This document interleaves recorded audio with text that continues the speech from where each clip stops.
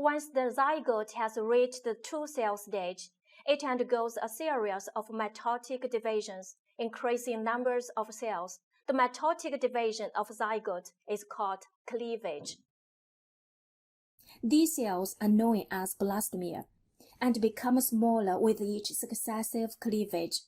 Approximately 3 days after fertilization, embryonic cells form a 16-cell morula.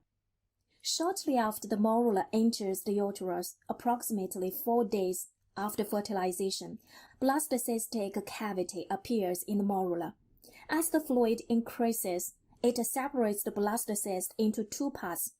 A group of centrally located blastomeres called inner cell mass, which gives rise to the embryo, and a thin outer layer called trophoblast, which later contributes to the placenta. This animation shows the cleavage of the embryo. 2-cell stage, 4-cell stage.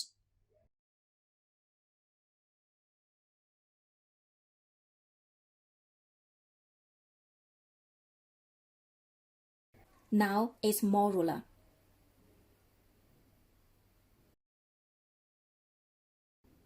And this is blastocyst. With the cleavage, the embryo is transported toward the uterus in the oviduct.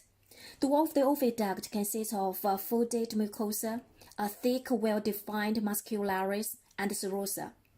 The mucosa is lined by the simple columnar epithelium containing two types of cells: secretory cell and ciliated cell. Secretory cell can produce oviduct fluid that covers the epithelium.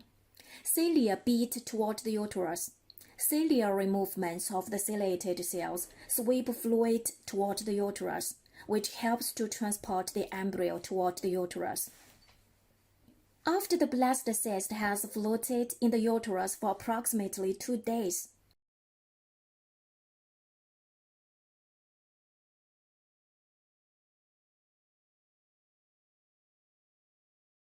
the zona pellucida gradually degenerates and disappears. The blastocyst is hatching from the zona pellucida. Glycoproteins on the surface of the trophoblast are exposed. It has been demonstrated that trophoblast cells express L-selectin on this surface. Its carbohydrate receptor is on the uterine epithelium. Initial attachment of the blastocyst to the uterus is mediated by L-selectin expressed by trophoblast. By the end of the first week of development, the embryo has begun to implant into the endometrium of the uterus. At the time of the implantation, what changes have taken place in the endometrium of the uterus? What preparation does the endometrium make for the coming of the embryo?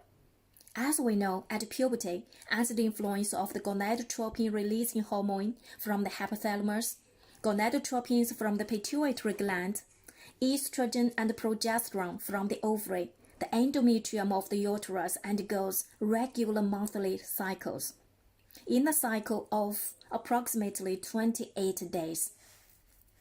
During this menstrual cycle, the uterine endometrium passes through 3 stages: menstrual phase, proliferative phase, and secretory phase.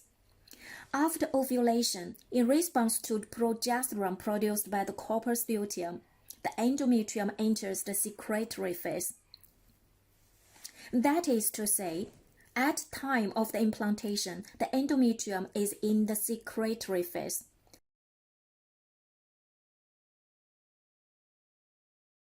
Spiral arteries become more coiled, stroma becomes more highly vascularized, and edematous and succulent.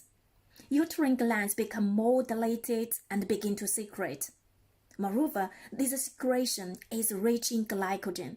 As a result, endometrium makes a full preparation for the growth of implanting embryo.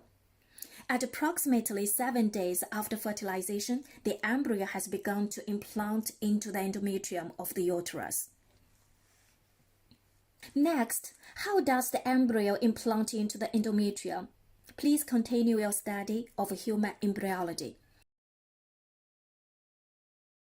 At last, let's talk something about embryonic stem cells. Scientists have isolated embryonic stem cells from the inner cell mass of the blastocyst. These remarkable scientific developments have already provided promising directions for research in human embryology. Embryonic stem cells are pluripotent cells isolated from the inner cell mass of a blastocyst. We get the blastocyst from the mammalian uterus and then culture in vitro. 1 day later, blastocyst is hatching from the zona pellucida.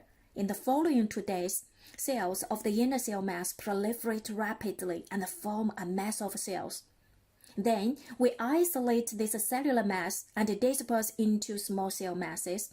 Continue to culture these small cell masses. 1 week later, we can get embryonic stem cells. Embryonic stem cells self-renew by dividing, and theoretically, they can differentiate into any specialized cells of the body. For example, induce embryonic stem cells to differentiate into dopaminergic neurons in vitro. When these dopaminergic neurons are grafted into the brain of the Parkinson's disease, they can replace the damaged neurons and form connections with the existing cells, produce dopamine, with significant improvements in symptoms. Stem cell therapy may be a very promising strategy. Theoretically, embryonic stem cells can be induced to any kinds of cells in our body.